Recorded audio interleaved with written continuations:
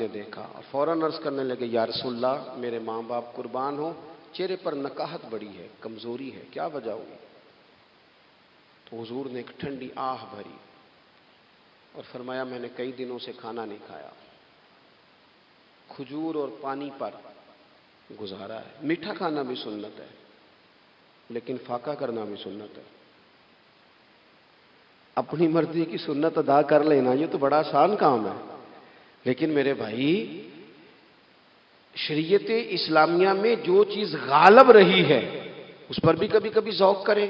اور پھر حضور کا جو فقر ہے اختیاری ہے، نبی پاک نے مانگ کے غریبی لی ہے اللہ تعالیٰ سے کہ یا اللہ ایک وقت روٹی دے، ایک وقت فاقہ دے۔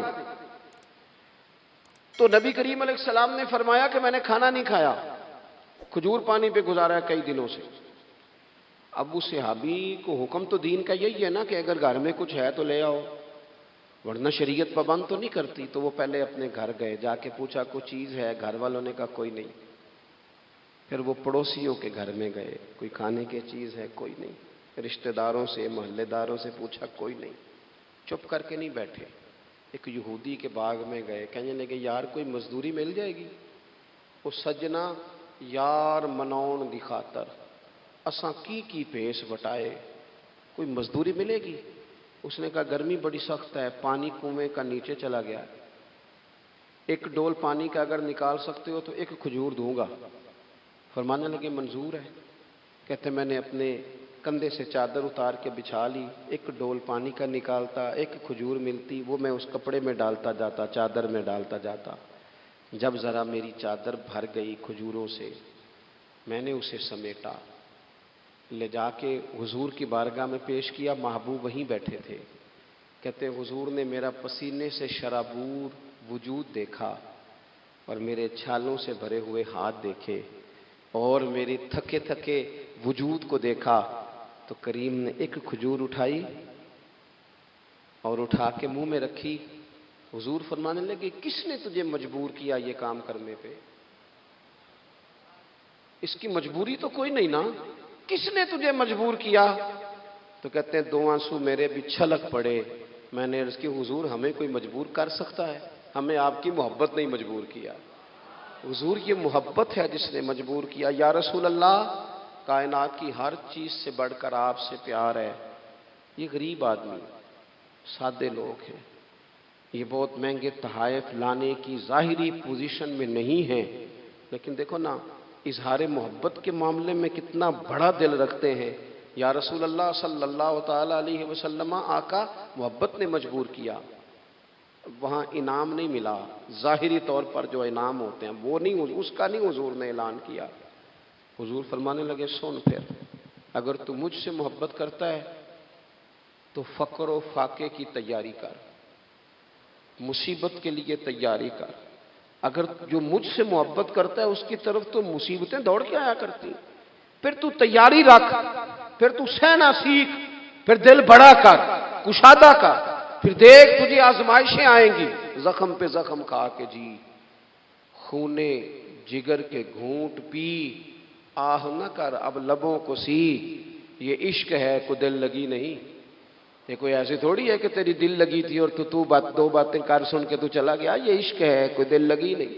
تو حضور کو جس انداز میں صحابہ نے چاہا، جس طرح انہوں نے نبی پاک سے محبت کی، اپنی ساری توجہات کا مرکز ذات رسالت کو بنایا، حضور کی رضا کو ہر معاملے میں مقدم جانا، ہماری ذمہ داریاں ہیں کہ ہم بھی اپنے محبوب کے لیے اپنے جذبات کو کشادہ کریں، اپنے دل میں وہ ساری باتیں پیدا کریں جس کی بنیاد پر ہمارا بھی ایمانی رشتہ نبی کریم سے مضبوط ہو سکے۔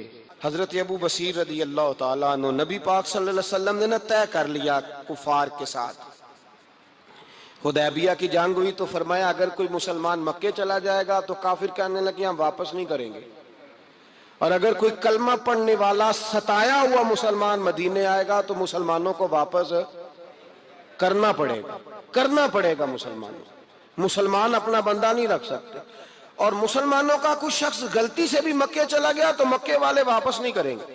حضرت ابو بصیر رضی اللہ تعالیٰ عنہ صحابی تھے، باپ نے، بھائی نے، محلے والوں نے قید کیا ہوا تھا کلمہ پڑھنے کی وجہ سے، پیروں میں زنجیریں تھیں، بیڑیاں تھیں، کسی طریقے سے جیل توڑ کے دوڑے، مدینے پہنچے۔ کہتے ہیں رستے میں کسی آدمی کے ساتھ گھوڑے پہ کچھ دیر بیٹھا، پھر پیدل چلا۔ صحابہ کہتے ہیں اتنا دردناک منظر بڑا کم ہم نے دیکھا۔ ابو بصیر جس گلی سے گزرتے وہاں خون پھیل جاتا، ان کی ٹانگیں خون سے کٹتی، وہ زنجیریں بندھی ہوئی، در رسول پہ حضور میں بھاگ کے آیا ہوں۔ کہتے ابھی نبی پاک صلی اللہ علیہ وسلم ان کی بات سن ہی رہے تھے کہ پیچھے سے قریش کے 2 سپاہی بھی آ گئے۔ کہنے لگے یہ بھاگ کے آیا ہے اور آپ کا وعدہ تھا کہ آپ واپس کریں گے۔ چشم زدن میں ذرا سوچنا، چشم زدن میں تھوڑی دیر کے لیے غور کرنا کہ ہمیں ہمارا استاد، ہمارا پیر دھتکار دے کہ جا دوڑ جا، تو کہتے ہیں بسم اللہ جناب یہ جا رہے ہیں۔ ایمان کی پختگی دیکھیں، اس نے تو ہمیں نکال ہی دیا جی، وہ کیسا بندہ ہے، یہاں تو کسی کے یہاں کوئی فاتحہ پڑھنے نہ جائے تو لوگ بگڑ جاتے ہیں۔ کہتے ہیں اس نے سلام نہیں لی، فاتحہ نہیں پڑھی، بس ختم، اس کو احساس ہی نہیں۔ حضرت سیدنا ابو بصیر سامنے کھڑے، سامنے 2 سپاہی آ گئے۔ ذرا دیکھیے ایمان کی پختگی، ایمان، یقین اور استقامت۔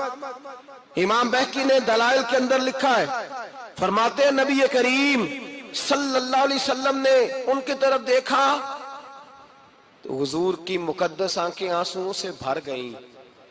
حضور نے فرمایا ابو بصیر تیری تکلیف مجھے نظر آ رہی ہے، پر میں نے وعدہ کیا ہوا ہے، میں نے وعدہ۔ بھئی یہاں ڈٹ کے رہنا بڑا مشکل ہے، یہاں قائم رہنا بڑا کٹھن مرحلہ ہے، یہاں آزمائش کے موقع پر دین پر انہوں نے تو رکھا ہی نہیں، لوگ تانے دیتے ہیں، باتیں کرتے ہیں، رکھا ہی نہیں، تو پھر ان کا بنتا ہے۔ حضور نے فرمایا تجھے جانا پڑے گا۔ صحابہ کہتے ہیں پورے مدینے میں ایسے تھا جیسے سوگ کا سما ہو۔ جب وہ 2 سپاہی حضرت ابو بصیر کو پکڑ کے لے جا رہے تھے تو وہ پلٹ پلٹ کے پیچھے دیکھتے تھے، پلٹ پلٹ، پیروں میں خون ہے، آنکھیں آنسوؤں سے بھری ہوئی۔ فرماتے ہیں جب وہ پلٹ رہے تھے تو مدینے کی گلیاں بھی رو رہی تھیں۔ میرے نبی پاک جب وہ آنکھوں سے اوجھل ہو گئے تو حضور بیٹھ گئے زمین پہ، نبی پاک نے رونا شروع کر دیا۔ فرمایا اللہ تو نے اس شخص کی مدد فرمانی ہے، اس پر کرم کرنا ہے، اللہ اس کا خیال فرمانا، اس کے لیے دعا کی۔ حضور روئے۔ حضرت ابو بصیر باہر نکلے تو وہ جو کافر تھے نا وہ کہنے لگے تو بڑا بنتا تھا ان کا، انہوں نے تجھے رکھا نہیں، تجھے رکھا بھی نہیں۔ تو حضرت ابو بصیر نے تھپڑ مارا منہ پہ، کہنے لگے میں وہ نہیں جو تھوڑی سی بات سے بدل جاؤں، ایمان، یقین اور استقامت کی دولت ملی ہوئی ہے۔ آپ فرمانے لگے میرا تو ایمان اور پختہ ہو گیا ہے کہ میرا نبی اپنے وعدوں کا بڑا پابند ہے، میرا رسول اپنے وعدوں کا بڑا پابند ہے۔ حضرت ابو بصیر کہتے ہیں مدینے کی سرحد گزر گئی تو میں نے کھینچی تلوار ان میں سے ایک سپاہی، اب آؤ میرے مقابلے میں جس نے آنا ہے۔ ایک کو مارا، دوسرا بھاگ گیا۔ فرماتے اب میں مکے جا نہیں سکتا تھا، جاؤں گا تو وہ زیادہ ماریں گے، مدینے حضور نے قبول نہ فرمایا۔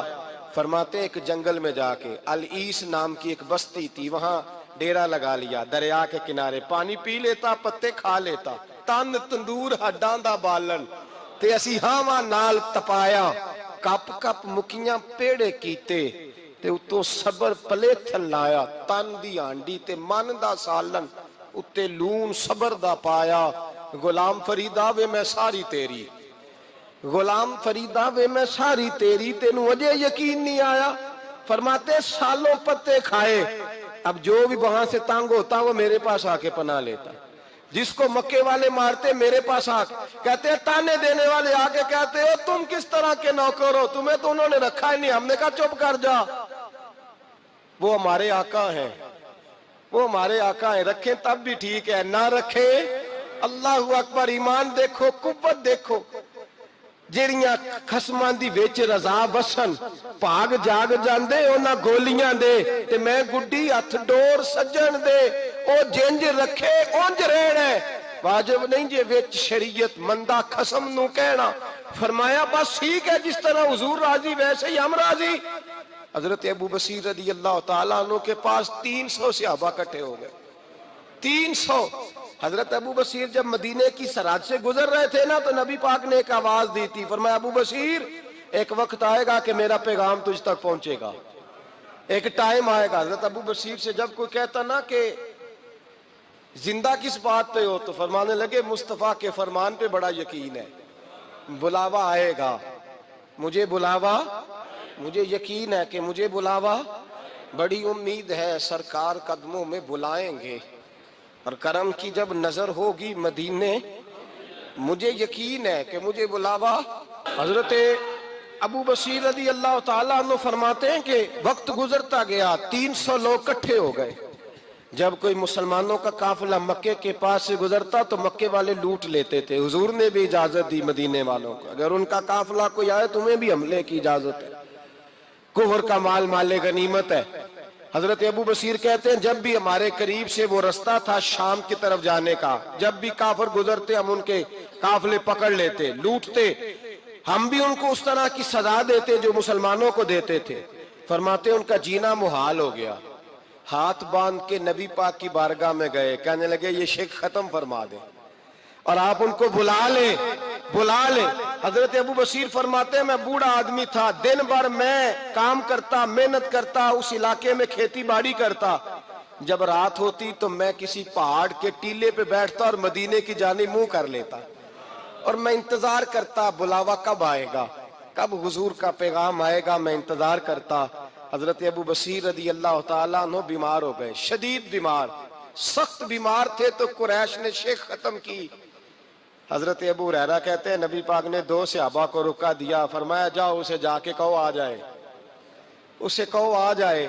صحابہ کہتے ہیں ہم پہنچے تو ان کا آخری وقت چل رہا تھا، آخری ہجکیاں تھیں، ایمان اور یقین دیکھو، آخری ہجکیاں۔ لوگ کہتے ابو بصیر وقت آ گیا، وہ کہتے ہیں نہیں ابھی وقت نہیں آیا، وقت تب آئے گا جب نبی پاک کا بلاوا آئے گا۔ حضور کا وعدہ تھا وقت تب آئے گا جب میرے نبی کا بلاوا آئے گا، بھی بلاوا نہیں آیا تو ابو بصیر کا وقت بھی نہیں آیا۔ صحابہ کہتے ہم نے جا کے رکا، تھمایا، اٹھنے کی بھی طاقت نہیں تھی۔ جب حضور کا رکا لیا نا تو دونوں یوں مٹھیاں بند کر لی، گویا جھوم جھوم کے نعرے لگانے لگے آؤ دیکھو میرے نبی کے وعدے کتنے سچے ہیں، آؤ دیکھو حضور کے وعدے، چومتے حضور کا نامہ، سر پہ رکھتے، سینے سے لگاتے، اور کہتے ہیں پھر بلند آواز سے کلمہ پڑھنے لگے، کہنے لگے حضور میں حاضر ہوا، یا رسول اللہ میں آیا، کہتے ہیں بلند آواز سے کلمہ پڑھا اور ان کی روح پرواز کر گئی، ان کی روح پرواز کر گئی۔ نبی رحمت صلی اللہ علیہ وسلم کے غلاموں کا یقین، اعتماد اتنے اعلیٰ درجے کا۔ ایک صحابی حضرت خزیمہ رضی اللہ تعالیٰ، ابو داؤد شریف میں حدیث موجود ہے، نبی پاک علیہ السلام نے ایک یہودی سے گھوڑا خرید لیا، حضور نے فرمایا آ میرے ساتھ میں تمہیں پیسے دیتا ہوں۔ اللہ کے محبوب تھوڑا آگے تشریف لے گئے، یہ ذرا تھوڑے فاصلے پہ پیچھے آ رہا تھا، راستے میں لوگوں نے اس کو کہا کہ تو نے تو سستا بیچ دیا ہے، گھوڑا تو مہنگا ہے، قیمت زیادہ لگا دی، یہ مکر گیا۔ محبوب کریم علیہ السلام نے پیسے تھمائے، پیسے لو، گھوڑا دو، کہنے لگا کون سا گھوڑا، میں نے تو بیچا ہی نہیں۔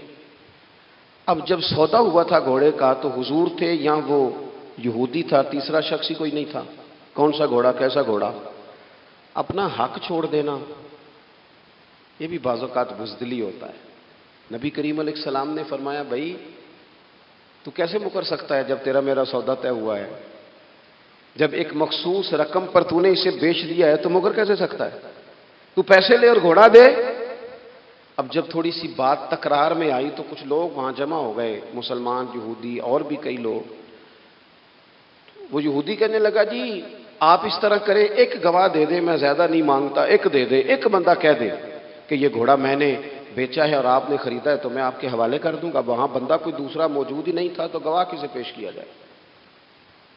حضرت خزیمہ رضی اللہ تعالیٰ عنہ نبی کریم کے صحابی ہیں، فوراً بولے، وہ بھی لوگوں کی باتیں سن کے وہاں آئے تھے، فوراً بولے، کہنے لگے یا رسول اللہ میں دیتا ہوں گواہی۔ دوڑ کے آگے آئے، کہنے لگے جی میں گواہی دیتا ہوں کہ آپ نے گھوڑا خریدا ہے، یہودی نے بیچا ہے۔ اب اس نے کہا تھا ایک بندہ کہہ دے تو میں دے دوں گا۔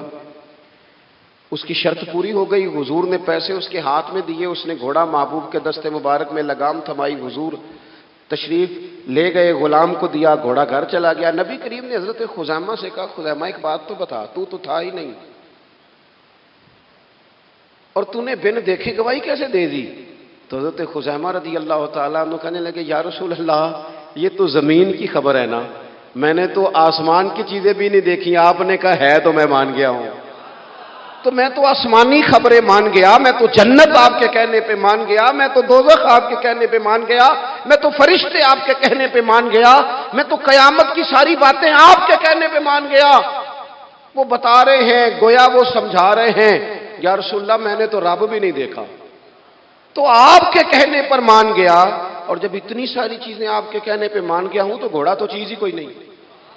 اب دیکھیں حضور کا تبصرہ یہاں کیا ہے۔ انہوں نے ایمان کا مرکز و محور ذات مصطفیٰ کو سمجھا، ان کو سمجھ آئی کہ کل کائنات حضور کی ذات ہے۔ اب حضور سید عالم علیہ السلام نے اس بات کو سن کر اعلان کیا فرمایا؟ حضور فرمانے لگے، لوگوں جہاں بھی شرعی گواہی کی ضرورت ہو نہ 2 گواہ چاہیے ہوتے ہیں، لیکن جہاں میرا یہ خزیمہ موجود ہو، 1 کی گواہی 2 کے برابر شمار کی جائے گی۔ اتنا بڑا اعزاز، نظریاتی طور پر اتنی زیادہ پختگی، جب تک اپنے ایمان کا مرکز اور محور ذات مصطفیٰ کو نہیں سمجھا جاتا۔ ایک اور بھی بات عرض کروں، کئی کام ہوتے ہیں، وہ کام تو ہوتے ہیں پر خشک بڑے ہوتے ہیں۔ کچھ ڈیوٹیاں تو ہوتی ہیں لیکن وہ ڈیوٹیاں تھکا بڑا دیتی ہیں۔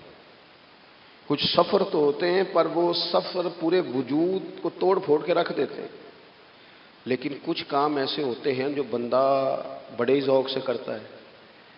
کچھ ڈیوٹیاں ایسی ہوتی ہیں کہ بندہ کہتا ہے کبھی 2 گھنٹے اور کرنی پڑ جائے نا۔ کچھ سفر ایسے ہوتے ہیں کہ جس میں بندے کا دل کرتا ہے یا اللہ یہ سفر کبھی روز ملے نا۔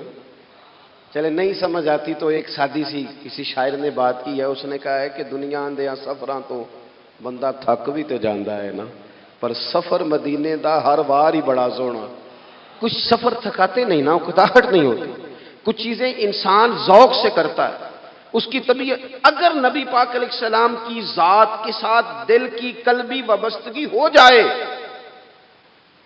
دین کا کام تھکاوٹ پیدا نہیں کرتا، مسجد کی حاضری بوجھ نہیں بنتی، انسان کے لیے کوئی بھی خیر کا کام کرنا مشکل نہیں ہوتا، اس کا وجود ڈھل سا جاتا ہے، اس کی طبیعت اس طرح کی ہو جاتی ہے کہ جیسے سارے نور سے ہو کر آ گئے۔ شرط یہ ہے کہ کامل محبت ہو۔ آج کل ڈھیروں لوگوں کو دعویٰ ہے حضور کی محبت کا، ڈھیروں لوگوں کو، اور بالکل ٹھیک ہے، ہونا بھی چاہیے، لیکن اپنے آپ سے پوچھ لینا چاہیے اچھی طرح سے، ہمیں اچھی طرح سے غور کر لینا چاہیے کہ شہرت زیادہ پیاری ہے کہ حضور؟ یہ ہمیں غور کرنا چاہیے۔ ہمیں غور کر لینا چاہیے کہ دولت زیادہ پیاری ہے کہ نبی پاک علیہ الصلوۃ والسلام کی ذات؟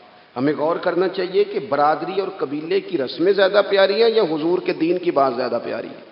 ہمیں پہلے غور کر اپنی ترجیحات کا تعین کرنا چاہیے، اور پھر ہمیں اپنے دل سے یہ بھی پوچھنا چاہیے کہ تیرا فلاں دوست سے ملنے کو تو بار بار دل کرتا ہے، اہل خانہ کو، گھر والوں کو ملنے کو تو تیرا بار بار جی چاہتا ہے، کیا تیرے دل میں کبھی بیٹھے بیٹھے تڑپ اٹھتی ہے؟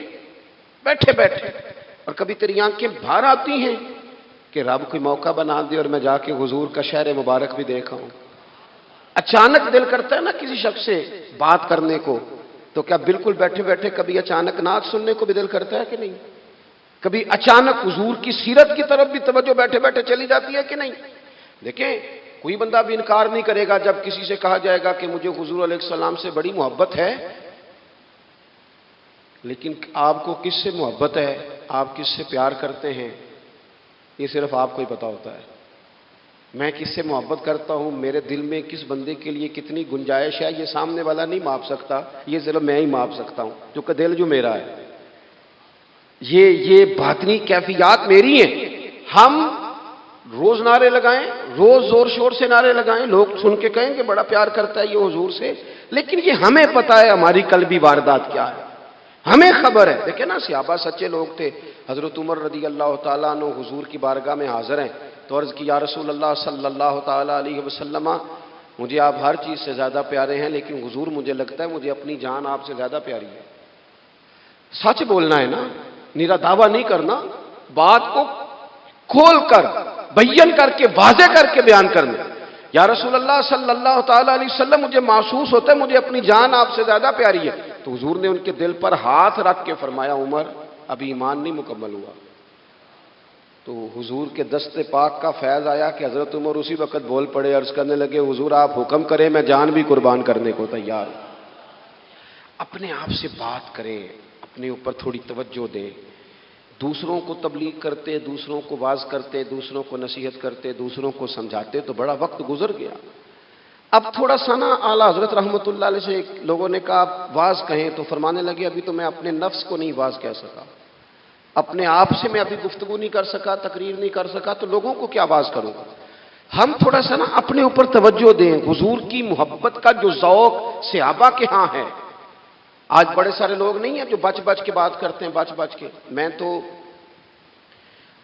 اپنے زمانے میں دیکھتا ہوں کہ سیاسی لیڈروں کے نعرے لگاتے وقت لوگوں کو کوئی کسی قسم کی آر محسوس نہیں ہوتی۔ وہ گاڑی جو کبھی کسی غریب کے ہاسپٹل جانے کے کام نہیں آئی، سیاسی لیڈر کا جلسہ ہو تو وہ بھی گاڑی اندر سے نکل آتی ہے، اور اس پر 10 بندے چڑھ جائیں تو ٹوٹنے کا بھی کوئی خطرہ محسوس نہیں ہوتا۔ لیکن وہ لوگ جو اتنا تگڑا کر کے اپنے لیڈر کا نعرہ لگا رہے تھے، انہیں چاہیے تو نا کہ اس سے کئی 100 گنا بڑھ کے ان کی زبانوں پہ حضور کے تذکرے جاری ہوتے، اور ان کی زبانیں پوری طرح تر ہوتی درود و سلام سے۔ لیکن آپ دیکھ لیں ہم اپنی اپنی فیلڈ میں، اپنے اپنے معاملات میں کتنے زیادہ مضبوط ہیں اور کتنے زیادہ آگے ہیں، لیکن ذات رسالت معاب کے معاملے میں ہمیں وہ جوش، وہ محبت جس کا ہم اظہار کرتے ہیں، ہمیں اسے کیفیات میں لانا چاہیے۔ اور کچھ لوگ ایسے بھی ہیں جو اس معاملے میں بھی بڑے سنجیدہ ہو کے رہنا پسند کرتے ہیں۔ وہ کہتے ہیں نہیں جی نہیں، اب میں جلوس میں جاؤں۔ اور میں حیران ہوتا ہوں، جو قوم روز کوئی نہ کوئی جلوس نکالتی ہے، وہ نبی پاک کا جلوس آتا ہے تو وہ شرعی دلائل پوچھنے شروع کر دیتی ہے کہ بھئی اس پر کوئی دلیل ہے؟ تو میں نے کہا یہ جو روز نکلتے ہیں ان پر دلیلیں ہیں؟ کبھی کسی نے سوال نہیں کیا، کبھی کسی شخص نے کوئی بات نہیں کی، اور یہاں لوگ دلائل کی دنیا میں اتر آتے ہیں۔ وارفتگی، شوق، حضور کی جو مرکزی حیثیت ہے دین میں، نبی پاک کے ساتھ قلبی رشتہ، مضبوط وارفتگی۔ عروہ بن مسعود ثقفی کفر کی طرف سے نہ سفیر بن کے آئے تھے حدیبیہ میں۔ تو جب کوئی بندہ کسی کا سفیر بن کے آتا ہے تو وہ اس کی پوری ترجمانی بھی کرتا ہے، پورے نمائندے بن کے آئے تھے۔ یہاں کچھ وقت انہوں نے حضور کے صحابہ کے ساتھ گزارا اور واپس گئے، تو جا کے کہنے لگے لوگوں میں سفیر آدمی ہوں، میں نے کافی ساری دنیا دیکھی ہے۔ سفیر جو ہوتے ہیں نا مختلف ممالک میں تعینات، وہ مختلف تہذیبوں کو دیکھتے ہیں، مختلف حکومتوں کو دیکھتے ہیں، مختلف نظریات کا مطالعہ کرتے ہیں۔ کہنے لگے میں مختلف قسم کے لوگوں کو دیکھ کے آیا ہوں، کیسر و کسریٰ کے بڑے بڑے دربار میں نے دیکھے، اور عرب کے اندر کچھ ایسے لوگ بھی تھے اس دنیا میں کہ جو اپنے آپ کو سجدہ کرواتے تھے، معاذ اللہ۔ کہا میں نے بڑے بڑے دربار دیکھے ہیں، لیکن میں عجیب رنگ دیکھ کے آیا ہوں رسول پاک کے غلاموں کا حضور کے ساتھ۔ یعنی حضور سجدہ کرنے سے منع کرتے ہیں، لباس سادہ پہنتے ہیں، کوئی بڑا تخت نہیں لگاتے، کوئی بڑا نبی پاک محل نہیں بناتے، حضور زمین پر تشریف فرما ہیں وہیں وضو کرتے ہیں، اور کسی کو حضور رغبت بھی نہیں دیتے یہ کام کرنے کی۔ لیکن باوجود اس کے جو وہاں کیفیت عروہ بن مسعود نے دیکھی وہ صحیح بخاری میں موجود ہے۔ کہنے لگے میں عجیب نظارہ دیکھ کے آیا ہوں کہ حضور بلغم شریف اپنے ناک سے نکالتے ہیں۔ بلغم ماں بڑا پیار کرتی ہے نا بچے سے، تو اس کی ناک سے یا گلے سے کبھی بلغم نکل آئے تو اماں نا ایسے ایسے ادھر منہ کر کے پھینکتی ہے، ایسے کر کے پھینکتی ہے، کبھی نکالنی بھی پڑ جائے۔ صحیح کہہ رہا ہوں میں؟ لیکن یہ دیکھیں، اور یہ ان لوگوں کی بات ہے جو عام لوگ نہیں، یہ عروہ جمیع صحابہ کی بات کر رہے ہیں۔ اور یہ بندے کون ہیں؟ حضرت ابو بکر صدیق جیسے سمجھدار لوگ، حضرت عمر جیسے لاکھوں مربع میل کی حکومتیں چلانے والے لوگ، حضرت عثمان غنی کی طرح کے لوگ جو جس کاروبار میں بھی ہاتھ ڈالتے ہیں 4 چاند لگا دیتے، حضرت مولا علی شیر خدا جیسے علم و حکمت اور دانائی والے لوگ، یہ کیا کرتے ہیں؟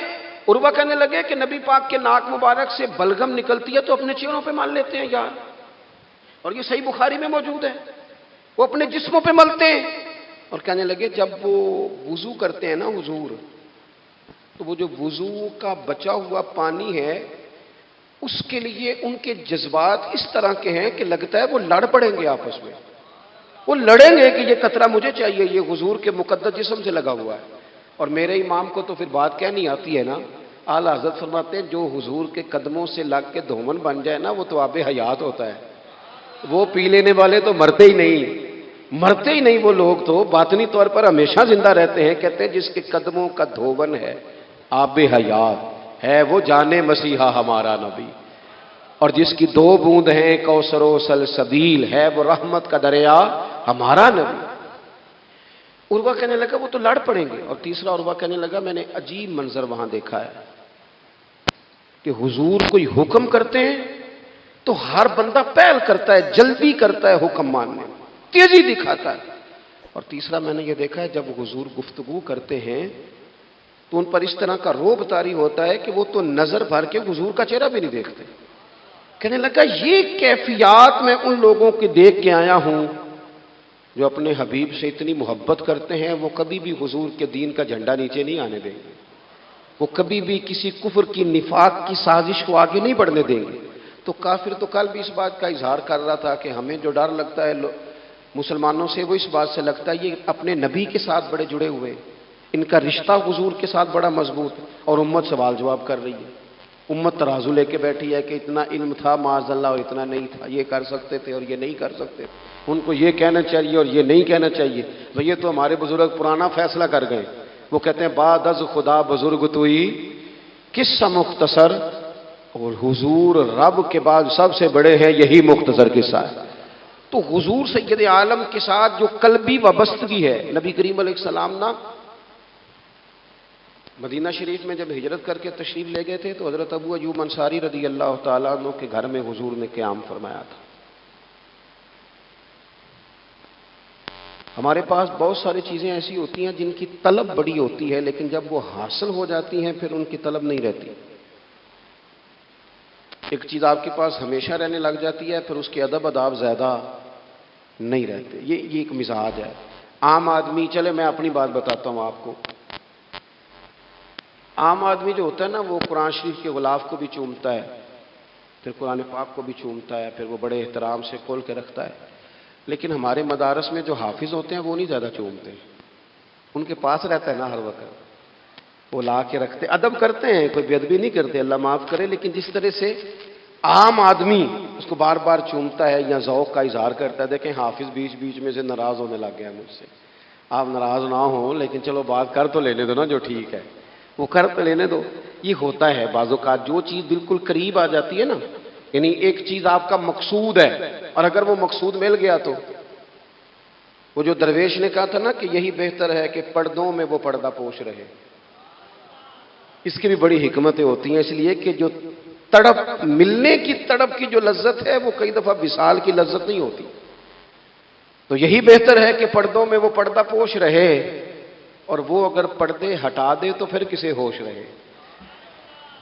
جب آپ کو وہ چیز میسر آ جاتی ہے تو پھر اس کی قدر، اسی لیے حضرت عمر فاروق رضی اللہ تعالیٰ عنہ کا یہ طریقہ تھا کہ جب لوگ حج کر لیتے تھے نا تو فرماتے تھے حج ہو گیا اب اپنے اپنے گھر جاؤ، زیادہ دیر نہ رہو حرم شریف میں، زیادہ دیر رہو گے تو قدر نہیں کرو، اب جاؤ۔ بڑی دلچسپ ہوتی ہیں بے ترتیب ملاقاتیں، کبھی کبھی ملنے میں ذوق زیادہ ہوتا ہے، لطف زیادہ ہوتا ہے، طمانینت زیادہ ہوتی ہے۔ حضرت ابو ایوب انصاری کہتے ہیں مجھے مقصود مل گیا، کرم ہو گیا، میں منتظر تھی، میری روح میری نظر کے حضور میرے گھر تشریف لائیں، حضور آ گئے، کرم ہو گیا، رحمت ہو گئی۔ اب ایسا نہیں ہے کہ ان لوگوں کو مقصود مل گیا ہے تو بس بات ختم ہو گئی، اب وہ سمجھ گئے کہ میرے تو گھر آ گئے تو میرے لیے تو ساری بات ہی کھل گئی ہے۔ ان کی ادبی معرفت کا یہ عالم تھا اور نبی پاک کے ساتھ ان کی وابستگی کا یہ حال تھا کہ کہتے ہیں میں نے نا، میرے گھر کی 2 منزلیں تھیں، میں نے نچلی والی منزل حضور کے لیے چھوڑ دی تاکہ نبی کریم صلی اللہ تعالیٰ علیہ وسلم کے زیارت کے لیے لوگوں نے آنے جانا ہے تو لوگوں کے لیے آسانی رہے۔ فرماتے ہیں نیچے حضور آرام فرما ہیں اور میں اوپر والی منزل پہ تھا، جا کے چارپائی پہ لیٹ گیا، یہ مسلم شریف میں آپ کو ملے گا، اس کی اصل ملے گی آپ کو۔ فرماتے ہیں میں آرام سے جا کے چھت پہ لیٹ گیا، رات کا تھوڑا سا پہر گزرا تو میرے دل میں خیال آیا وہ ایوب تو اوپر ہے اور حضور نیچے، اے پائے نظر ہوش میں آ، یہ کوہ نبی ہے، آنکھوں سے بھی چڑھنا یہاں بے ادبی ہے، اور امام فرماتے ہیں حرم کی زمین اور قدم رکھ کے چلنا، ارے سر کا موقع ہے ہو جانے والے، کہا حضور نیچے، فرماتے ہیں ساری رات میں ایک دیوار کے ساتھ پیچھے ہو کے بیٹھا رہا، ساری رات یہ سوچتا تھا کہیں میں وہاں نہ چل دوں جہاں حضور آرام فرما ہو، میرے قدم نہ آ جائیں۔ میں تڑپتا رہا، مقصود پاس آ گیا ہے، وہ چیز حاصل ہو گئی ہے، لیکن اس کی تڑپ میں اضافہ ہوا ہے، احترام بڑھا ہے، یعنی اب سوچ رہے ہیں کہ میں ان کا ادب کیسے کروں، ان سے محبت کیسے کروں، کس اعزاز سے انہیں بٹھاؤں۔ فرماتے ہیں کہ تڑپ کے میں صبح حاضر بارگاہ ہوا، میں نے کہا یا رسول اللہ کریم کرم ہو جائے، میری تو بساط ہی نہیں، میں چھت پہ کیسے گزارا کروں گا؟ تو حضور فرمانے لگے میرے پاس تو لوگوں نے آنے جانا ہے، میں تو نیچے ذرا آسانی محسوس کرتا ہوں، یہی ٹھیک۔ یا رسول اللہ آپ کی بات ٹھیک ہے، پر کریم اگر کرم ہو جائے نا تو مہربانی ہوگی۔ اللہ کے رسول نے جب نظر مبارک اٹھا کے حضرت ابو ایوب انصاری کا چہرہ دیکھا نا، خیال آیا مسلمان نیک و بد پہچان جاتے ہیں اور محمد تو آدمی کے دل کی باتیں جان جاتے ہیں صلی اللہ تعالی علیہ وسلم۔ حضور نے جب نظر فرمائی اور ان کی آنکھوں میں چمکتے ہوئے آنسو دیکھے تو حضور فرمانے لگے میں سمجھ گیا ہوں تو نہ اوپر رہ پائے گا نہ سو پائے گا، تو بچے لے کے نیچے آ جا، میں ہی اوپر چلا جاتا ہوں۔ صحابہ کی وہ جو خاص قلبی کیفیات ہے رسول پاک کے ساتھ، میرے سنگیوں دیکھو میلاد شریف کا جو جھنڈا ہے وہ بھی میلاد شریف کا ہی ہے، وہ میلاد کا جھنڈا، ایسا نہ ہو کہ میلاد کا جھنڈا کسی گلی میں پڑا ہوا نظر آئے، میلاد پہ چھپنے والا اشتہار پوسٹر کسی جگہ گرا ہوا نظر آئے۔ یہ جو لنگر شریف ہے نا تبرک کے چاول، یہ حضور کے میلاد سے وابستہ ہیں، یہ گلیوں میں بکھرے ہوئے نظر نہ آئے۔ اس طرح کی کیفیات نہ ہو کہ محسوس ہو کہ جناب یہ تو احترام والے لوگ ہیں، یہ لوگ تو حضور کی محبت کی بات کرتے ہیں۔ محبوب کی نسبتوں کا احترام بھی محبت ہی کا ایک پہلو ہوتا ہے، خاص بارفتگی نبی پاک کی ذات کے ساتھ خاص۔ اور پھر ان لوگوں نے نا ان چیزوں کو بھی چھیڑا جن کی شریعت میں گنجائش تھی۔ شریعت کے دو حکم ہیں، ایک عزیمت ہے ایک رخصت ہے۔ ایک یہ ہے کہ اگر حالات بڑے سخت ہیں بڑے گڑبڑ ہیں تو آپ تھوڑی دیر کے لیے سائڈ پہ ہو جائیں، رخصت ہے اجازت ہے۔ اور ایک یہ ہے کہ آپ ڈٹ جائیں نا حالات کے سامنے، پھر اللہ مددگار ہے۔ ایک یہ ہے کہ گنجائش ہے اور ایک یہ ہے کہ دل نہیں میرا مانتا، میں گنجائش کا کیا کروں، میری طبیعت نہیں مانتی۔ چلیں ایک بات اور کھول دیتے ہیں، ایک ہوتا ہے حکم، ایک ہوتی ہے رضا، ان دونوں میں فرق ہوتا ہے۔ وہ جی میں نے حضرت صاحب سے کہا جی مجھے اجازت ہے میں جاؤں، انہوں نے کہا جاؤ میں چھٹی لے کے آیا ہوں۔ بھائی آپ نے چھٹی مانگی تھی، حضرت نے دے دی، استاد جی نے دے دی، یہ تو حکم ہے، لیکن تمہیں بھانپنا چاہیے تھا نا ان کی مرضی کیا ہے، ان کی رضا کیا ہے۔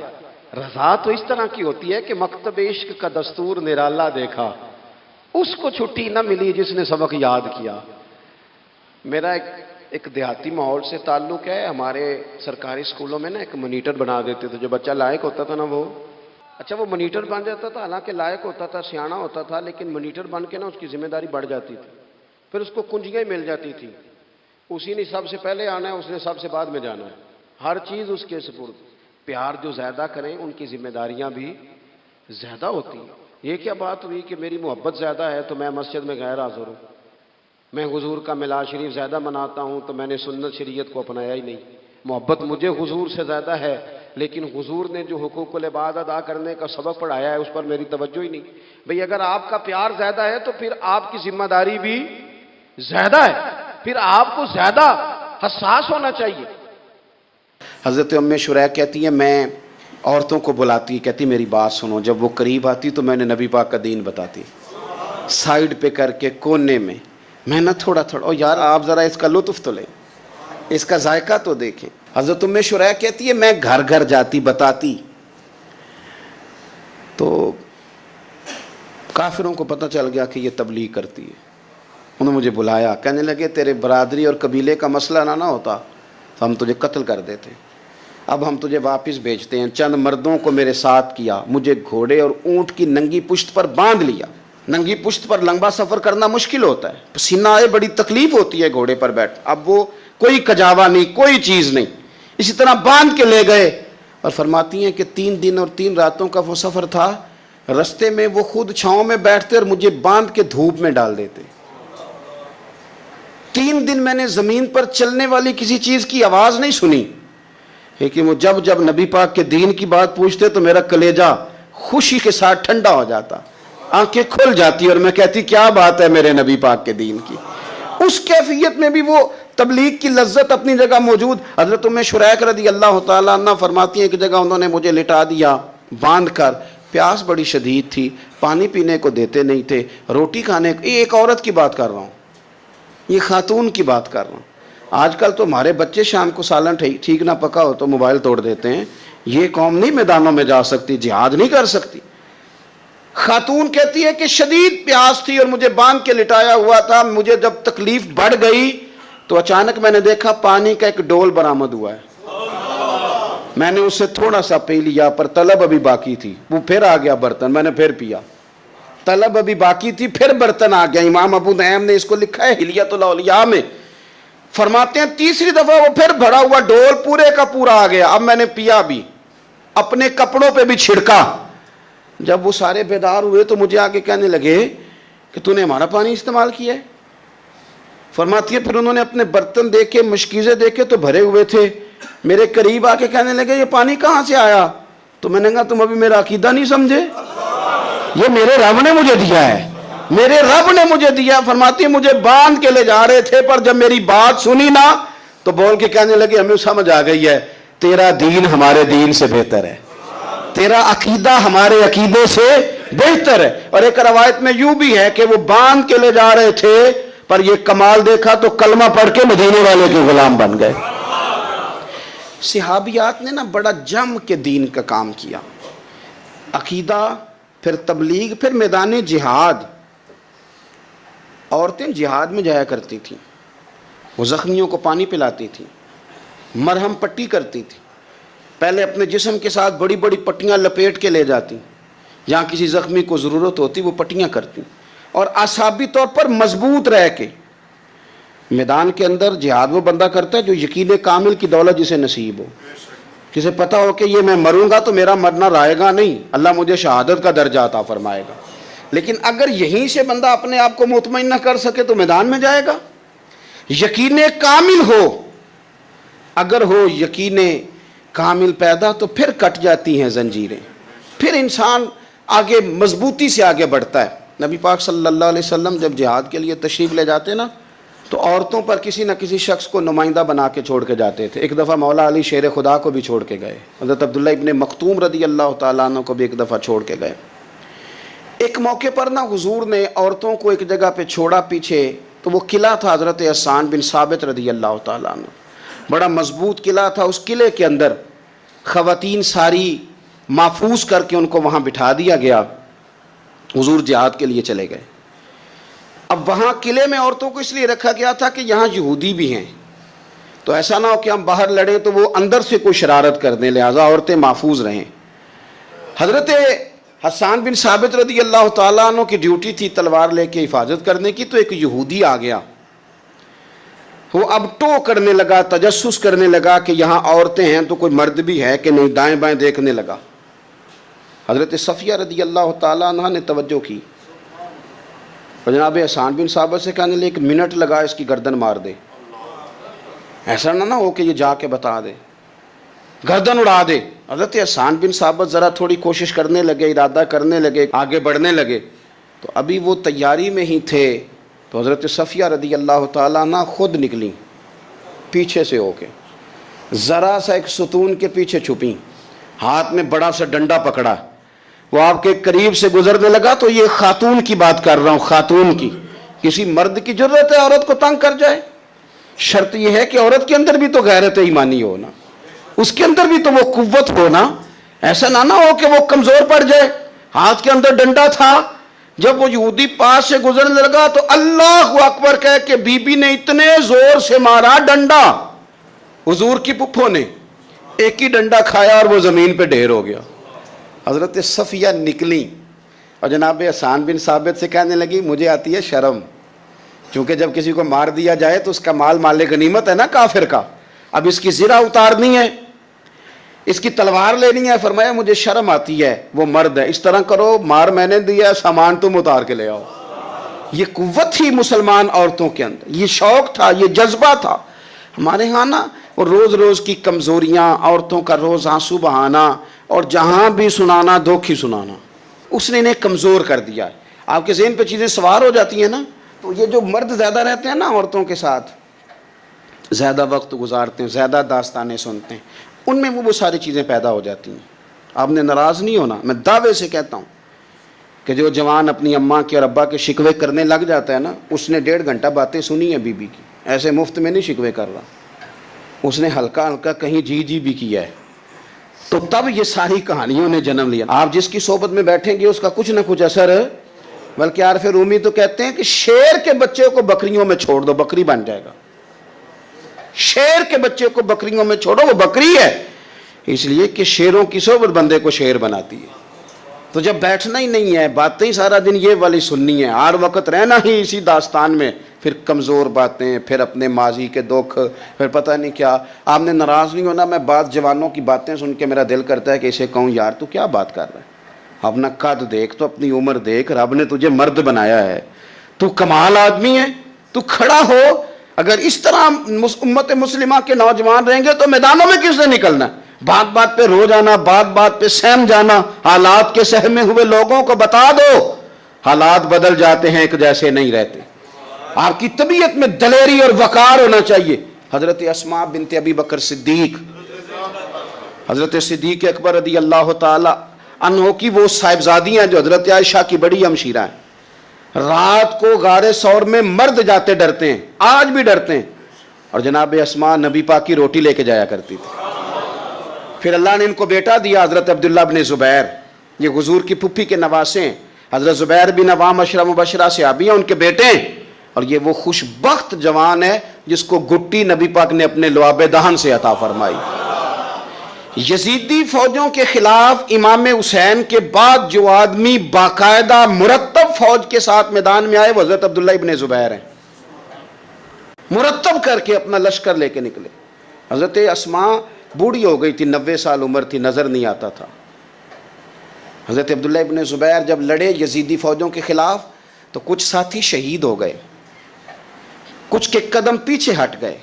حضرت عبداللہ ابن زبیر ماں کے پاس آئے اور ماں سے آ کے کہتے ہیں اماں میرے کچھ ساتھی کمزور پڑ گئے، کچھ شہید ہو گئے، اور یہ بڑے سخت لوگوں کی فوج سے ہمارا مقابلہ ہے، تو اس وقت تیرے ساتھ کوئی خدمت گزار نہیں، میں تیرا اکیلا سہارا ہوں، ماں تو بتا میں کیا کروں، آگے جاؤں کہ واپس مڑوں؟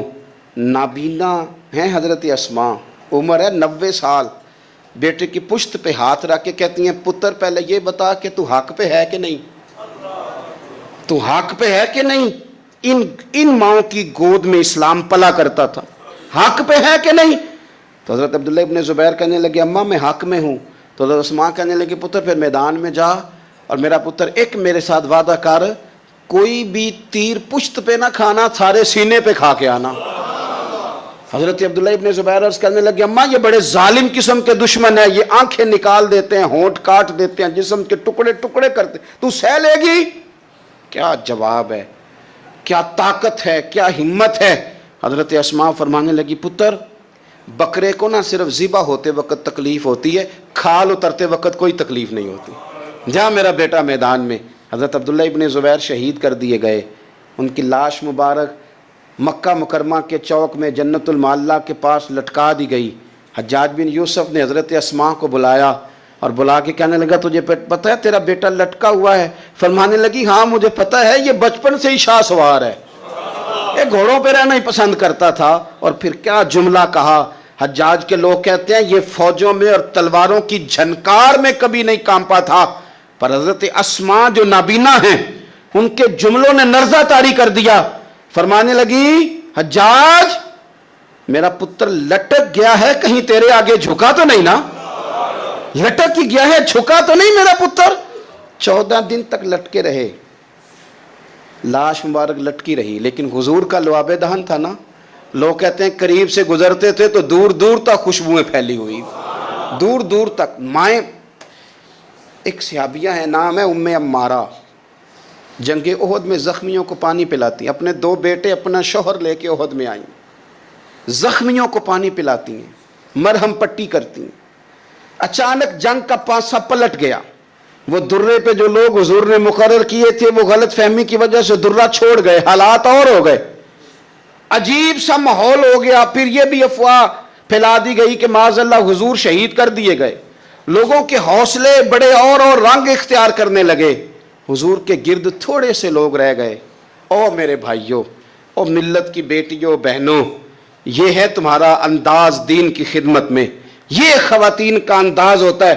حضرت ام عمارہ پہلے زخمیوں کی مرہم پٹی کرتی تھی، اب سارا کچھ پھینک دیا، تلوار لی اور جا کے نا حضور کے گرد کھڑی ہو گئی، کہنے لگی آئے نا کون آتا ہے میرے کریم کے پاس، آ کے دکھائے نا کوئی، اسا کیتی ہے جان حوالے رب دے، ایسا عشق کمایا ہے اسی مرن تو اگے ہی مر گیا باہو، اسا تا مطلب نو پایا ہے، آ کے کھڑی ہو گئی۔ حضور فرماتے ہیں میں دائیں دیکھتا تھا تو ام عمارہ ہوتی تھی، میں بائیں دیکھتا تھا تو ام عمارہ ہوتی تھی، آگے دیکھتا تھا تو ام عمارہ، پیچھے ام عمارہ۔ حضور فرمانے لگے تو بہت سارے لوگوں سے سبقت لے گئی ہے، تو بڑے سارے لوگوں سے آگے نکل گئی ہے، ان کو زخم لگ رہے ہیں، تیر آ رہے ہیں، پر خاتون ہو کے ڈٹی ہوئی ہیں، رسول اللہ صلی اللہ علیہ وسلم کے سامنے کھڑی، حضور پر آنے والے تیر اپنے وجود پہ لیتی ہیں۔ او میرے عزیز، رسول پاک علیہ السلام نے فرمایا تجھے رب نے بڑا حوصلہ دیا ہے، اتنا گہرا زخم بازو میں آیا کہ غار بن گئی، غار۔ اللہ کے پیارے محبوب نے نظر کرم فرمائی، حضور نے فرمایا کچھ مانگ لے، کہنے لگی سونیا اگر میری خدمت قبول ہے تو دعا کر دیں اللہ قیامت کے دن بھی آپ سے دور نہ کرے، رب دور نہ کرے۔ حضور نے دعا کر دی، اے اللہ اس کو اور اس کے خاندان کو قیامت میں بھی میری رفاقت دینا۔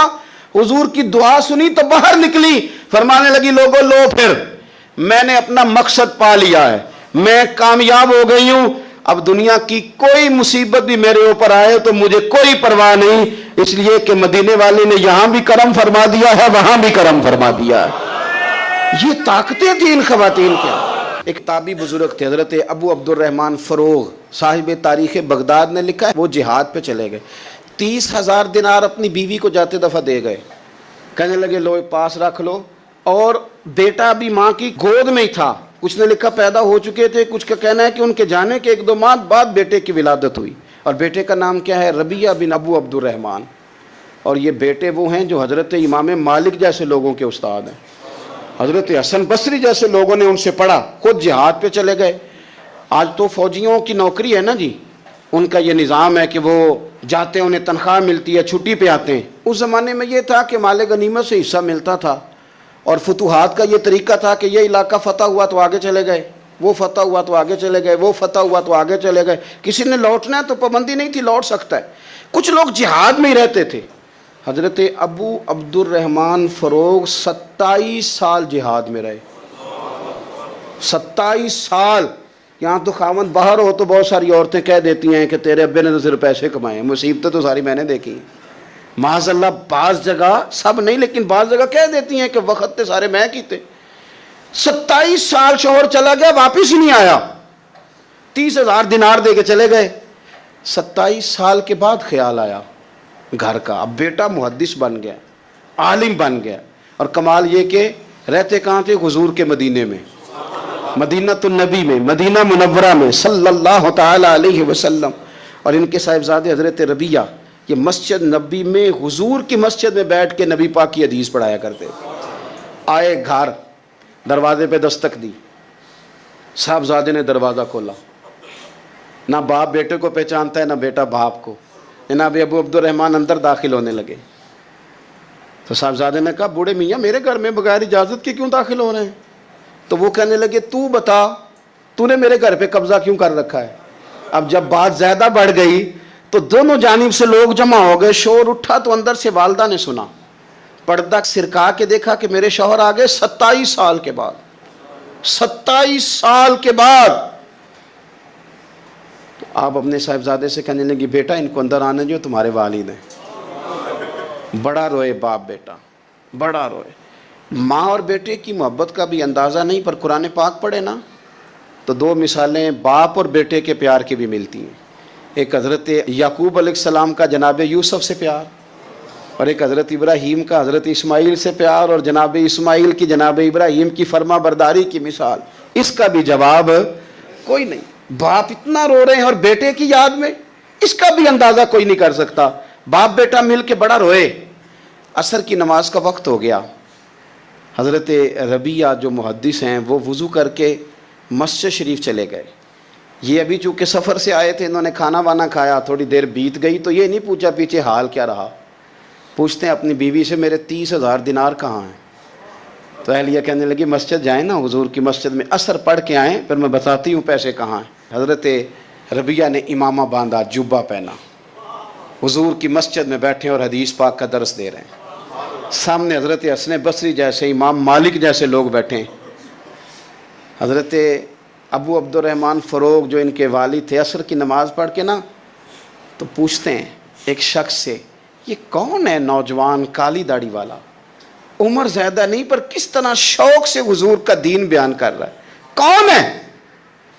تو بتانے والے نے کہا کہ حضور ایک نا ابو عبد الرحمن نام کے بزرگ ہیں، وہ 27 سال سے جہاد میں گئے ہوئے ہیں، یہ ان کا بیٹا ہے۔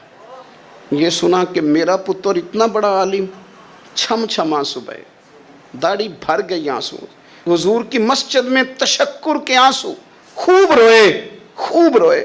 اٹھے گھر گئے اور جب آنسوؤں بھرا چہرہ لے کے گھر آئے تو اماں ساری بات ہی سمجھ گئی، کہنے لگی دیکھا ہے وہ بیٹے کو حدیث پڑھاتے، اب پتہ چلا میں نے آپ کے 30,000 دینار کہاں خرچ کیے، میں نے آپ کا پیسہ ضائع تو نہیں کیا۔ تو حضرت ابو عبد الرحمن فروغ فرمانے لگے رب تجھے صلہ دے اور میری طرف سے بھی دے، تو نے تو کمال کر دیا ہے۔ حدیث تیرا بیٹا پڑھا رہا تھا اور قد میرا اونچا ہوتا جا رہا تھا، سبق تیرا بیٹا دے رہا تھا اور یوں لگ رہا تھا کہ درجے میرے بلند ہو رہے ہیں۔ تو ماؤں نے کمال کیا، انقلاب کیا، بیٹیوں نے بہنوں نے دین کے لیے ہمیشہ اپنا کردار پیش کیا ہے۔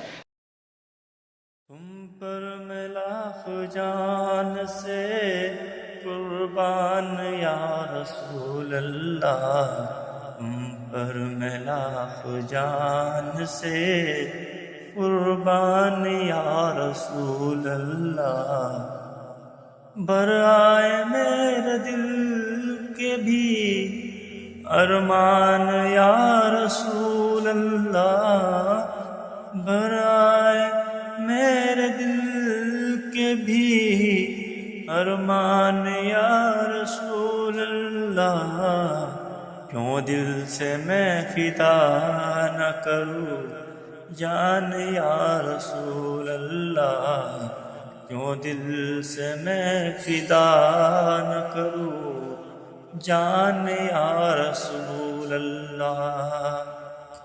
رہتے ہیں اس میں آپ کے ارمان یا رسول اللہ، رہتے ہیں اس میں آپ کے ارمان یا رسول اللہ، ہنستا ہوں روئے پاک کا نکلوں جو قبر سے، جاری میری زبان پہ ہو قرآن یا رسول اللہ، دنیا سے اور کچھ نہیں مطلوب ہے مجھے، لے جاؤں اپنے ساتھ میں ایمان یا رسول اللہ، لے جاؤں اپنے ساتھ میں ایمان یا رسول اللہ۔ اس شوق میں کہ آپ کے دامن سے جا ملے، اس شوق میں کہ آپ کے دامن سے جا ملے، میں چاک کر رہا ہوں گرباں یا رسول اللہ، کافی ہے یہ وسیلہ شفاعت کے واسطے، کافی ہے یہ وسیلہ شفاعت کے واسطے، عاصی تو ہوں مگر ہوں پسیمہ یا رسول اللہ، مشکل کشا ہے آپ امیر آپ کا غلام، مشکل کشا ہے آپ امیر آپ کا غلام، اب اس کی مشکلیں بھی ہو آسان یا رسول اللہ، تم پر میں لاکھ جان سے قربان یا رسول اللہ، برائے میرے دل کے بھی فرمان یا رسول اللہ۔